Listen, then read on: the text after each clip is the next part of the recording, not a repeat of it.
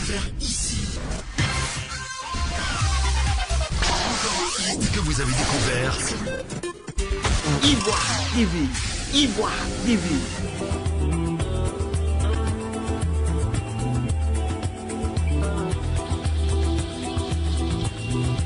Chers amis d'Ivoire TV, bonsoir, merci de suivre Ivoire TV, comme j'ai l'habitude de le dire, qui vous apporte des informations tous azimuts. Ce soir, elle est originaire du Congo, elle a fait de sa bataille l'insertion de la femme et surtout de la femme seule. C'est ce combat-là qu'elle mène depuis longtemps, elle va se présenter, puis elle va nous dire bien sûr d'où lui vient cette inspiration de se battre pour les femmes seules. Bonsoir madame. Bonsoir. Est-ce que vous pouvez vous présenter s'il vous plaît? Bonsoir, donc je m'appelle Amina Lutumba Ndoye, je suis originaire du Congo et effectivement je me bats pour la femme isolée, pour la femme africaine, dans toute sa diversité. Alors, Madame Amina Lutumba, tout à l'heure, quand vous dites que vous vous battez pour la femme africaine, la femme isolée, la femme africaine dans toute sa diversité, est-ce que vous pouvez nous en dire un peu plus et d'où vous êtes venue cette inspiration de vous battre pour les femmes seules? Alors, j'ai décidé de me battre pour les femmes seules parce que je suis moi-même une maman isolée avec 4 enfants. Donc, il est toujours plus facile de se battre pour quelque chose qu'on connaît, encore plus facile pour quelque chose qu'on vit.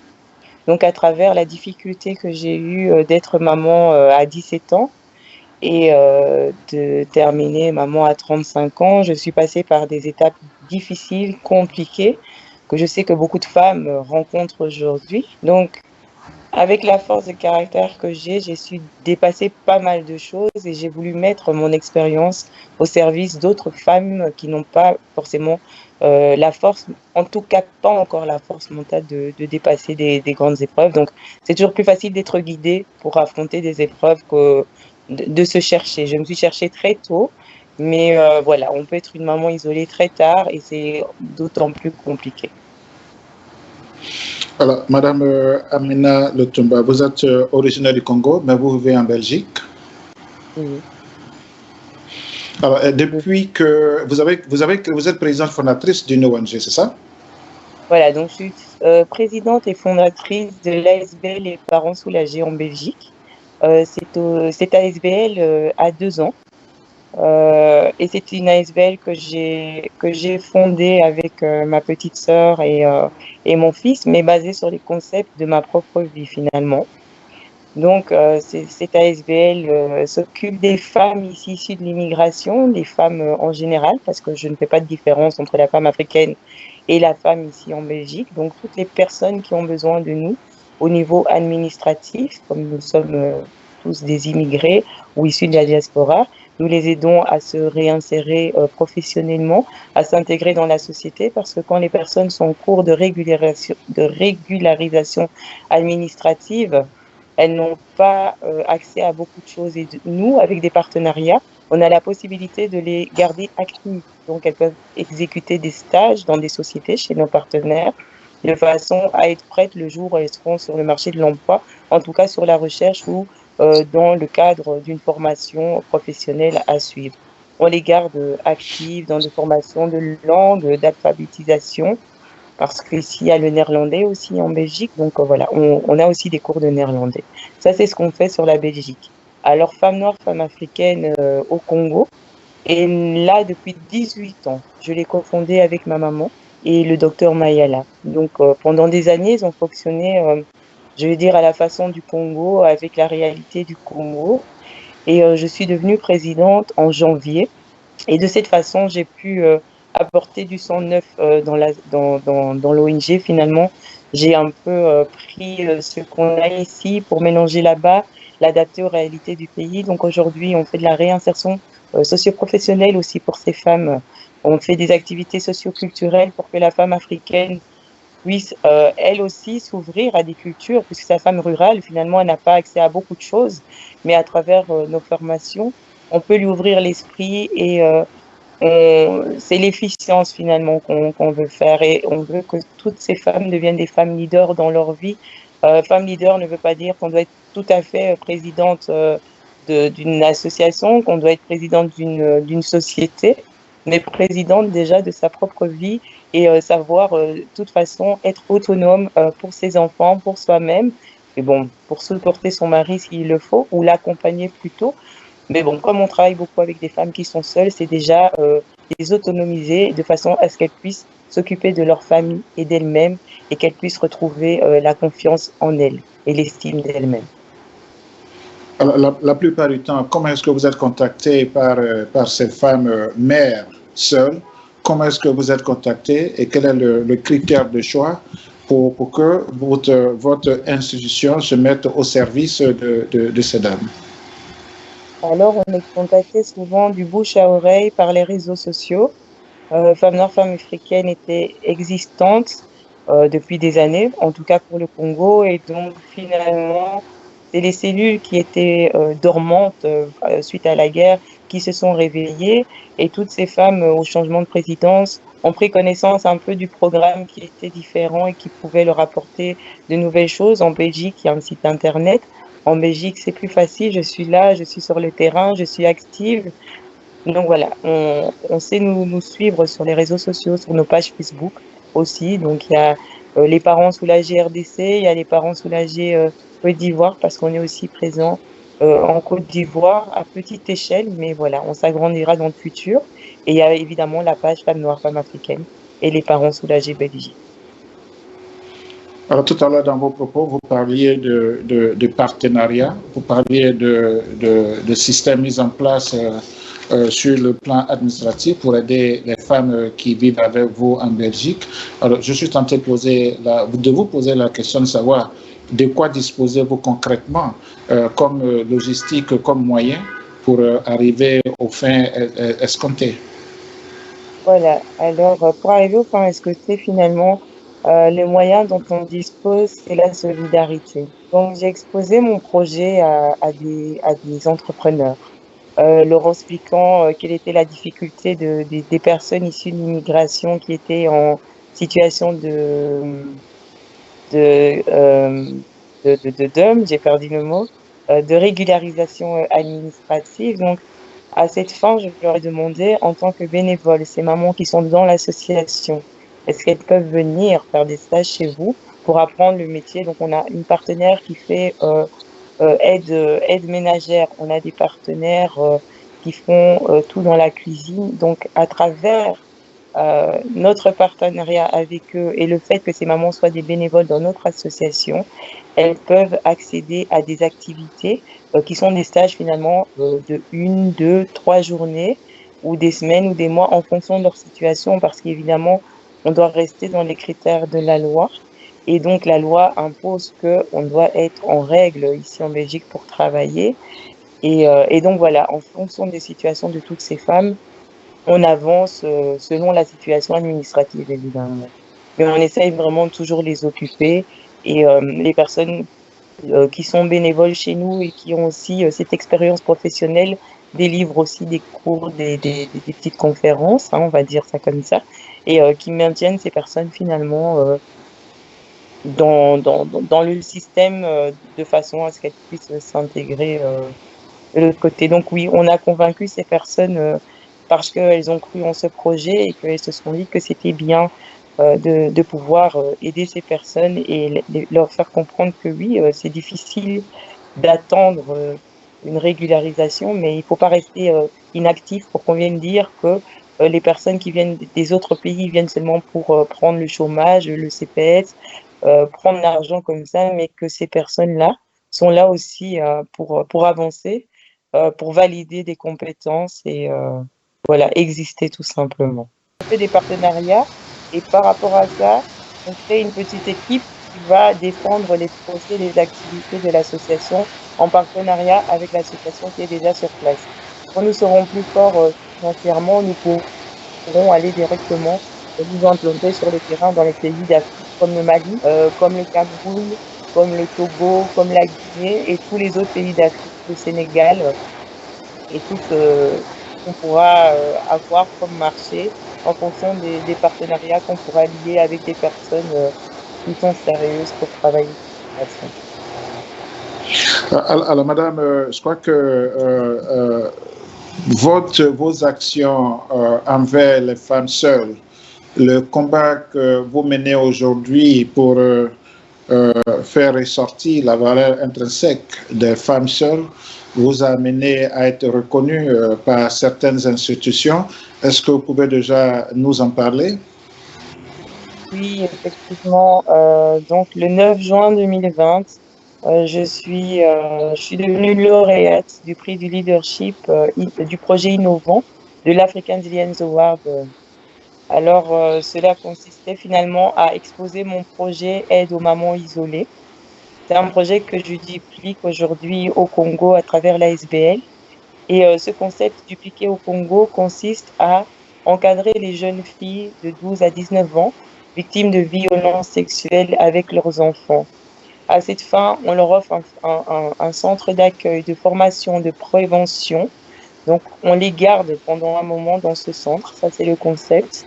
On les forme avec les partenaires ici de la diaspora en Belgique ou les partenaires locaux.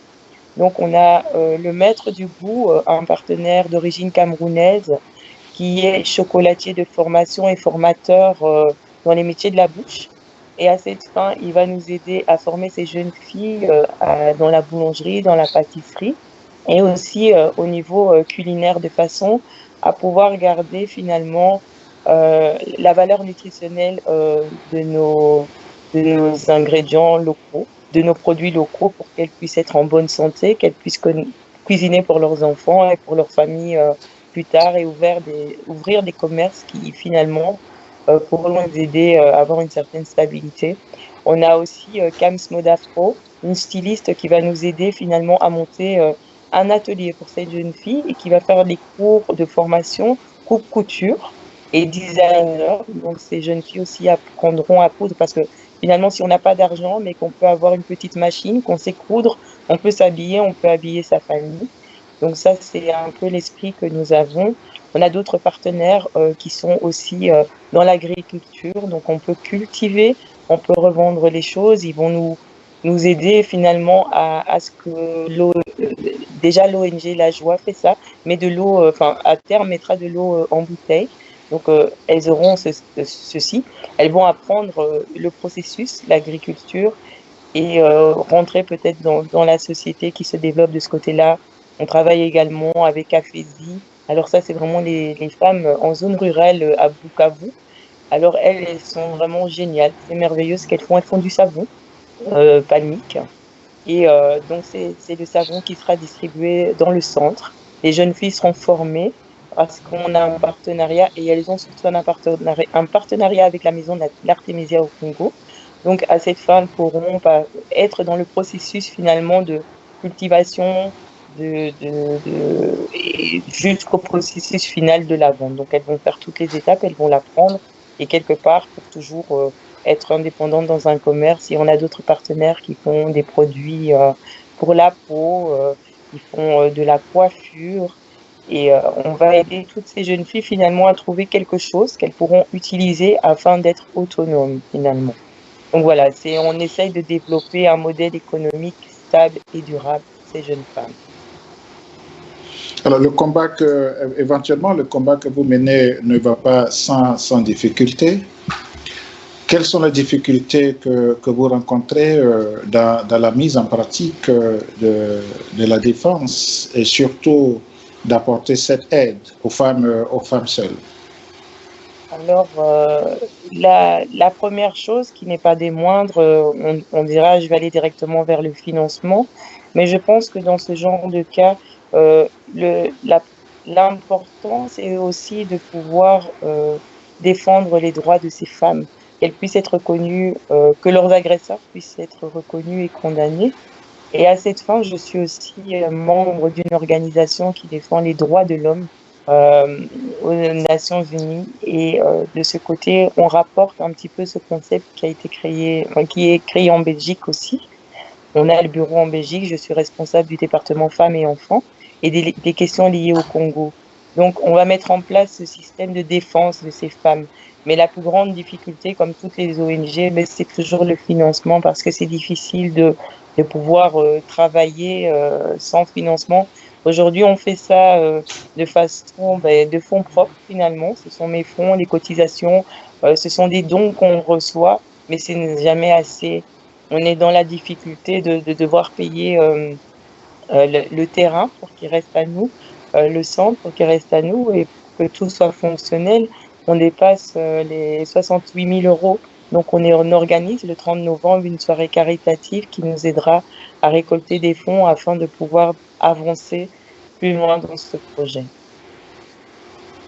Alors, face aux difficultés que vous rencontrez aujourd'hui, quel est l'appel que vous voulez lancer de sorte à ce que pour tous ceux qui vont suivre, qui vont voir cette émission, qui vont suivre cette émission, que de bonnes volontés se manifestent à vous apporter un soutien logistique, logiciel et financier afin de pouvoir parfaire, de pouvoir arriver au résultat que vous recherchez.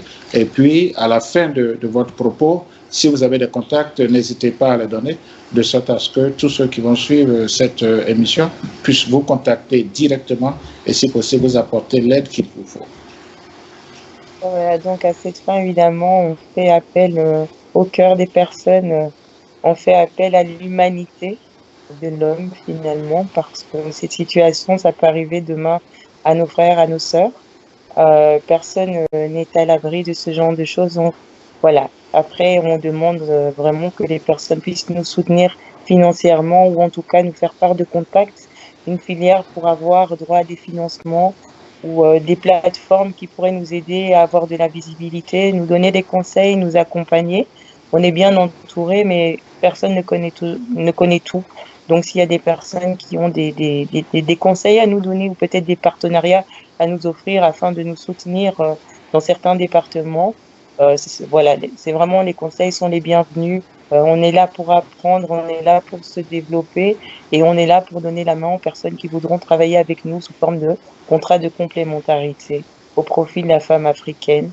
Alors, on est contactable sur Facebook très facilement.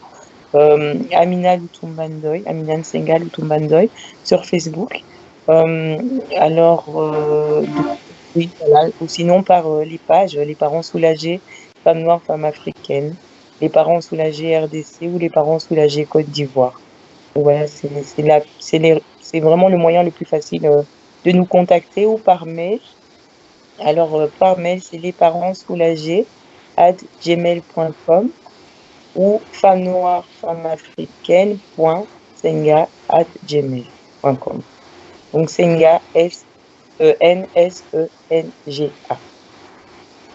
Ok, moi je vais vous demander de reprendre tous vos contacts, de sorte à ce que ceux qui vont suivre cette vidéo puissent les reprendre et puis vous contacter. Donc, si vous permettez, on va reprendre tous vos contacts. D'accord. Donc, on peut me retrouver sur Facebook très facilement sur le nom de Amina Nsenga Lutumba. Alors, la page Femmes Noires, Femmes Africaines, la page Les Parents Soulagés RDC, les Parents Soulagés Côte d'Ivoire et les Parents Soulagés Togo. Vous pouvez aussi nous contacter par mail. Alors, l'adresse email, c'est lesparentssoulagés@gmail.com ou femmes-noires-femmes-africaines.nsenga@gmail.com. Voilà, merci beaucoup, Madame Amina Lutumba Ndoye. Merci. Le combat que vous menez est un combat assez noble, un combat qui apporte un peu de soulagement. Je n'ai pas envie de dire pas un peu, mais beaucoup de soulagement aux femmes seules. Voilà, puisse ce combat être mené à bien, de sorte à ce que la valeur intrinsèque de la femme puisse être mise à jour tous les jours. Donc, au niveau d'Ivoire TV, nous avons décidé d'avoir cet entretien avec vous pour vous accompagner dans ce que vous faites. Voilà, bonsoir. Vous êtes congolaise, vous vivez en Belgique. Merci d'avoir accepté, malgré le temps assez avancé en Belgique, merci d'avoir accepté cette invitation pour que nous en discutions davantage. Bonsoir, et puis on reste en contact. Merci à vous. Et avant d'être congolaise, je suis chrétienne. Merci bien.